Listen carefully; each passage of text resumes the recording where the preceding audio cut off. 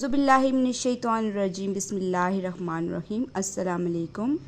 आज हम जमात दाहम की आखिरी नज़म नंबर 8 जिसका नाम है गुलबहार कॉलोनी, इसकी तशरीह करेंगे और इसका जायज़ा लेंगे। इस नज़म के मुसन्निफ़ का नाम है मिर्ज़ा महमूद सरहदी।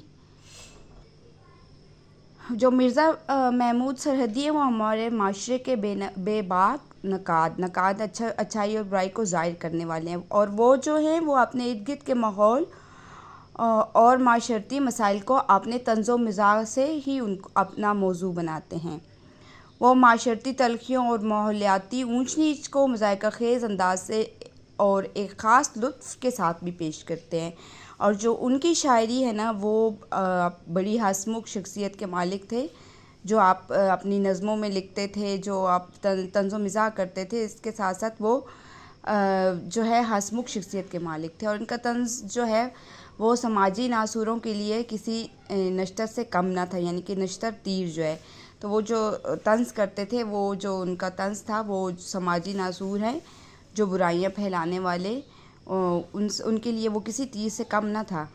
तो उन्होंने अकबर अला आबादी के तंज़िया और मिज़ाहिया अंदाज़ की भी तक़लीद की, यानी कि उन्होंने अकबर अला आबादी के तंज़ और मिज़ाह को अपनाया है, और इसलिए इन्हें अकबर सरहद भी कहा जाता है। और अकबर अला आबादी जो थे वो अवामी शायर थे, यानी कि उन्होंने भी अवाम के मसाइल को उजागर किया था। तो चलते हैं हम नज़म के पहले बंद की तरफ। इस तरफ पशुओं के मेले हैं, उस तरफ मच्छरों के रेले हैं, जितनी कारें हैं और सड़कों पर, तेरी सड़कों पे इतने ठेले हैं, ए मेरी गुलबहार कॉलोनी। तो जो गुलबहार कॉलोनी है वो महमूद सरहदी की अपनी कॉलोनी है, जो पेशावर के वो रहने वाले थे, तो पेशावर में थी। तो ये उन्होंने अपनी कॉलोनी को देखकर उन्होंने नज़म लिखी, और अपनी नज़म का जो है वो अपनी कॉलोनी का तंज़ो मिज़ाह में उन्होंने जायज़ा लिया है। वो जैसे कि आपको बताया गया है, जो मिर्ज़ा महमूद सरहदी हैं वो हमारे माशरे के बेबाक यानी कि अच्छाइयों बुराइयों को ज़ाहिर करने वाले हैं, और वो अपने इर्द गिर्द के जो माहौल और माशरती माहौल को अपने सामने रख कर तंज़ो मिज़ाह से काम लेते हैं, और वो माशरती तलखियों और माहौलियाती ऊंच नीच को मज़ाइका ख़ेज़ अंदाज से ख़ास अंदाज से पेश करते हैं। और वो बड़ी हंसमुख शख्सियत के मालिक हैं। उन्होंने जो है नज़ीर अकबर अला आबादी के तंज़ो मिज़ाह की तक़लीद की, तो उन्हें अकबर सरहद भी कहा जाता है। तो इस शेर में कहते हैं, मिर्ज़ा महमूद सरहदी माशरती जो ख़राबी है उनको मिज़ाज में ढालकर इनकी इस्लाह करने की कोशिश करते हैं। ये नज़म भी उनके तंज़ो मिज़ाह की उम्दा मिसाल है। उन्होंने अपनी कॉलोनी पर तंज़ो मिज़ाह पेश किया है। इनकी कॉलोनी का नाम है गुलबहार कॉलोनी। तो वो कहते हैं कि बरसात का मौसम है, जिसकी वजह से हमारी कॉलोनी में कीड़ों मकोड़ों का हजूम उमड़ आया है। मच्छर भी कसरत से यहाँ पाए जाते हैं। शायर कहते हैं कि आजकल के तरक्की याफ्ता ममालिक की सड़कों पर गाड़ियों का रश होता है, लेकिन हमारी कॉलोनी में क्या है, हमारी गुलबहार कॉलोनी में तरह तरह के ठेले नज़र आते हैं। दरअसल शायर ने इस नज़म के ज़रिए तनकीद और तंज़ करते हुए पैगाम दिया है कि बरसात के मौसम में अक्सर गलियों कोचों और में मक्खियों मच्छरों और कीड़ों की कसरत हो जाती है। हमें कुछ ऐसे इक़दाम करने होंगे जिसकी वजह से ये सब कम हो और हमारी गली कोचे तमाम बीमारियों से पाक हो जाएं। इस तरह अपनी सड़कों पर नज़्म व ज़ब्त कायम करना है। मेले ठेलों के लिए कोई से अलग सी जगह हो, जबकि गाड़ियाँ सड़कों पर चलें। नज़म नंबर 8 जमात दाहम गुलबहार कॉलोनी नज़म का नाम है। इसके हम बंद नंबर 2 का जायज़ा लेते हैं। कोई समझे कि अच्छा है, खाक और धूल इतनी उड़ती है, और ये मालूम ही नहीं होता ये गली किस तरफ को मुड़ती है, ए मेरी गुलबहार कॉलोनी।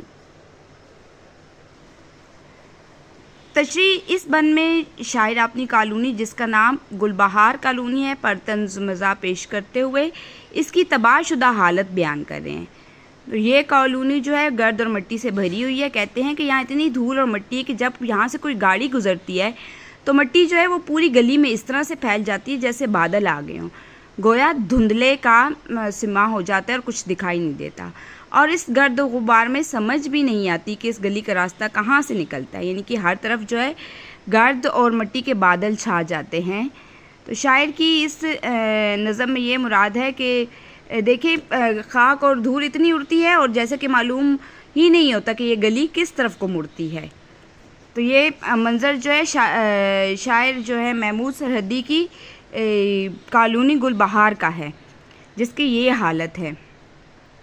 اس نظم کا بند نمبر 3 دیکھتے ہیں۔ بعض گھر رومیوں کی صورت میں، بعض گھر کاشگر کے نقشے پر۔ بعض گھر تو ہیں کوٹھیوں کی طرح، بعض ہیں میرے گھر کے نقشے پر، اے میری گل بہار کالونی۔ اس نظم کا بند نمبر 3 شاعر کہتے ہیں کہ جہاں رومیوں سے مراد ہے، روم جو ہے اٹلی کا دارالحکومت ہے اور کاشگر جو ہے وہ چین کا شہر ہے۔ تو شاعر کہتے ہیں میری گلی کے تمام گھروں کے نقشے اور سانچے مختلف ہیں۔ کچھ گھر رومیوں اور کاشگروں کے سانچے میں ڈھلے ہیں تو کچھ بڑے حویلی نما گھر ہیں۔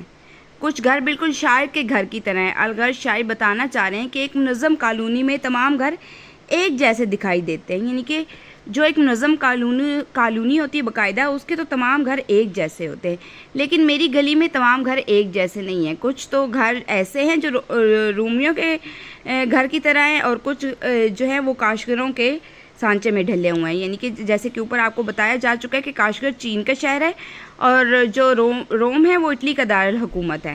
تو مراد یہ ہے کہ میری کالونی جو ہے وہ منظم نہیں ہے، یہاں جس کا دل چاہے اس نے اپنی مرضی سے کہیں آگے اور کہیں پیچھے گلی میں اپنا گھر بنا لیا ہے، یعنی گھروں کی کوئی ترتیب نہیں ہے، تمام گھر مختلف نقشوں پر تعمیر ہوئے ہیں، ایک ہی کالونی کے گھروں کی صورت اور طرز تعمیر جو ہے وہ مختلف ہے۔ بند نمبر 4 کا جائزہ لیتے ہیں۔ دیکھتے ہی نہیں کبھی بالکل اور کبھی تابہ دیر دیکھتا ہے، اپنی تقدیر دے کر اکثر تیری گلیوں کے پھیر دیکھتا ہے، اے میری گل بہار کالونی۔ اس بند میں شاعر اپنی گل بہار کالونی پر طنز و مزاح کرتے ہوئے کہتے ہیں کہ کبھی تو میری کالونی صاف ستھری نظر آتی ہے اور یہاں ہر شے اجلی نظر آتی ہے، لیکن کبھی کبھار ہماری گلی کی حالت بے حد خراب ہوتی ہے، دھول مٹی کی وجہ سے کچھ دکھائی نہیں دیتا۔ یہ رد و بدل کا بالکل میری قسمت کی طرح ہے، جو کبھی تو بہت اچھی ہو جاتی ہے لیکن کبھی بے حد بری ہوتی ہے۔ الغرض گل بہار کالونی میں اس قدر موڑ ہیں جو بالکل شاعر کی قسمت کی طرح ہیں، جو قدم قدم پر بدلتے رہتے ہیں۔ تو یہ سب جو ہے شاعر نے مزاحیہ انداز میں بیان کیا، یعنی کہ گلی کی حالت بے حد خراب ہے، ایک تو دھول مٹی سے کچھ دکھائی نہیں دیتا اور دوسری جو حالت ہے بالکل میری قسمت کی طرح ہے، جو کبھی بھی تو بہت اچھی ہو جاتی ہے لیکن کبھی جو ہے بے حد بری ہو جاتی ہے، اور یہی گل بہار کالونی کا منظر ہے۔ جماعت داہم کی آخری غزل جو ہے غزل نمبر 8 نظم نمبر 8 گل بہار کالونی، اس کا 5واں بند دیکھتے ہیں۔ تجھ میں وہ گندا نالا بہتا ہے، مچھروں کا جو راجدھانی ہے، تیری دوری کو دیکھتا ہوں میں، تو پشاور کا کالا پانی ہے، اے میری گل بہار کالونی۔ تو عزیز طالبہ و طالبات، اس بند میں شاعر نے اپنی گل بہار کالونی جو پشاور میں واقع ہے کا نقشہ طنزیہ مزاح کی صورت میں بیان کیا ہے۔ وہ کہتے ہیں کہ ہماری گل بہار کالونی میں جو نالیاں ہیں وہ بدبودار اور گند سے بھری پڑی ہیں، تجھ میں وہ گندا نالا بہتا ہے، یعنی جس کی وجہ سے یہ مچھروں کی آماجگاہ بن چکی ہے، یہاں کثرت سے مچھر پائے جاتے ہیں اور یہاں ہر وقت کیڑوں مکوڑوں کی چہل پہل رہتی ہے، گویا وہ بھی اس کالونی کے حاکم ہیں، یعنی کہ مچھروں کی راجدھانی ہے، یعنی کہ مچھر جو ہے وہ حاکم ہیں، یعنی انہی کی یہاں حکومت ہے۔ گندگی کی وجہ سے نالوں کا پانی کالا ہو چکا ہے۔ چونکہ یہ کالونی پشاور میں ہے تو شاعر نے خاص طور پر کہا ہے کہ گل بہار کالونی کی نالیوں کا پانی کالا محسوس ہوتا ہے۔ سیاسی زبان میں کالا پانی سے مراد کیا ہے کہ بحر ہند میں وہ جزیرے ہیں جہاں انگریز حکمران ہندوستانی قیدیوں کو جلا وطن کرتے تھے، یعنی کہ انگریز حکمران جو تھے وہ ہندوستان کے جو قیدی تھے ان کو جلا وطن کرتے تھے۔ یہ جزیرے ہندوستان کی سرزمین سے ہزاروں کلومیٹر دور اور سمندر کے ناقابل رسائی راستے پر واقع تھے۔ تو شاعر نے گل بہار کالونی کی نالیوں کے پانی کو اس کالے پانی سے تشبیہ دی ہے جو جہاں قیدیوں کو سزا کے طور پر رکھا جاتا تھا۔ گل بہار کالونی نظم نمبر 8 کا بند نمبر 6 لوٹ کر پھر وہ گھر نہیں آتا جس کا بچہ اسکول جاتا ہے کسی جا مشابت اتنی آدمی گھر کے بھی بھول جاتا ہے، اے میری گلبہار کالونی۔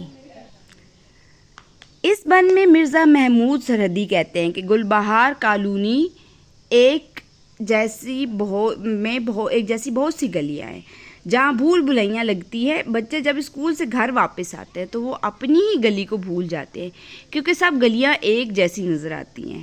اس طرح شاعر نے طنز و مزاح کرتے ہوئے کہا ہے کہ بچے تو بھول ہی جاتے ہیں لیکن بڑے بھی اس کالونی میں آ کر اپنی گلی بھول جاتے ہیں کیونکہ یہ سب ایک جیسی ہیں اور ان میں بہت موڑ اور پھیر ہیں جس کی وجہ سے آدمی اپنا گھر تلاش نہیں کر پاتا۔ شاعر نے تنقید کے ساتھ طنزیہ و مزاح کا انداز اختیار کیا ہے۔ جماعت داہم کی نظم نمبر 8 جو کہ آخری نظم ہے سلیبس کی، اس کا ہم آخری بند دیکھتے ہیں۔ باوجود اتنے حادثات کے بھی تجھ میں کلیاں دلوں کی کھلتی ہیں، شاعری بھی ہے تجھ میں فارغ بھی ہے، شاعری بھی ہے تجھ میں فارغ بھی ہے، دونوں چیزیں اکٹھی ملتی ہیں، اے میری گلبہار کالونی۔ تو جو فارغ ہیں یہاں پہ جو شاعر ہیں مرزا محمد محمود سرحدی، ان کے دوست ہیں فارغ۔ یہاں پہ یہ ایک جو دیکھ رہے ہیں آپ نشان، یہ ویسے تخلص جو شاعر اپنا یوز کرتے ہیں، استعمال کرتے ہیں، اس کے اوپر یہ ہوتا ہے۔ اور یہاں پر شاعر تو ویسے اس نظم کے مرزا محمود سرحدی ہے لیکن یہاں انہوں نے اپنے دوست فارغ کا ذکر کیا ہے۔ گلبہار کالونی نظم کا آخری بند، اس کی تشریح دیکھتے ہیں۔ شاعر کہتے ہیں کہ اگرچہ میری گلی اور کالونی میں بھی بہت سے نقص اور خرابیاں ہیں لیکن اپنا دیس دل و جان سے پیارا ہوتا ہے۔ یہاں پر شاعر کیا کہتے ہیں، آپ نے کالونی کی تھوڑی سی برائیاں طنز و مزاح کرتے ہوئے پھر بھی کہتے ہیں کہ بے شک جیسی بھی گلی ہے، بہت سے نقص اور خرابیاں ہیں لیکن اپنا دیس تو دل و جان سے سب کو پیارا ہوتا ہے۔ تو وہ بیان کرتے ہیں کہ یہاں بھی بہت سے حادثے پیش آئے، اس جگہ بری حالت سے بھی گزرے لیکن یہاں کے لوگ اور اس جگہ کا ایک الگ سکون ہے کیونکہ یہاں کے مکین دل کے بے حد اچھے اور پرخلوص بھی ہیں۔ یہاں پر رہنے والے لوگ ہمیشہ مل کر بہت خوش رہتے ہیں اور پھر اس گلی میں شاعری کرنے کا اپنا ہی مزہ ہے۔ اس گلی میں دلی سکون کے ساتھ شاعری کا لطف بھی الگ ہے۔ تو میری گلبہار کالونی کی تمام تر نقائص کے باوجود وہ کہتے ہیں کہ مجھے بے حد عزیز ہے اور یہ طنز و مزاح صرف اس کی بہتری کی خاطر ہی ہے، یعنی کہ کیا پتہ جو مکین جو ہے اس گلی کے وہ بیدار ہو جائیں اور اس کو سنوارنے میں اپنا اہم کردار ادا کریں۔ تو اس نظم کے آخری بند میں مرزا محمد محمود نے اپنے دوست فارغ بخاری کا ذکر کیا ہے۔ فارغ بخاری کا اصل نام سید میر احمد شاہ تھا۔ فارغ بخاری ہند کو پشتو اور اردو زبان کے جو ہیں ممتاز شاعر، نقاد اور محقق اور صحافی تھے۔ ابتدا ہی سے ادب کی ترقی پسند تحریک سے وابستہ رہے۔ اس سلسلے میں انہوں نے قید و بند کی صعوبتیں برداشت کی تھیں اور جو ہے انہوں نے اس وقت میں بھی اپنے جو ان کا شاعری کا موضوع تھا، نظموں کا تھا، صحافت میں تھے، وہ لکھتے رہے اور وہ اس پر کام کرتے رہے۔ تو یہ تھی ہماری جماعت داہم کی نظم نمبر 8 جو کہ آخری نظم ہے، اس کی تشریح۔ اب ہم اس کی مشق دیکھتے ہیں۔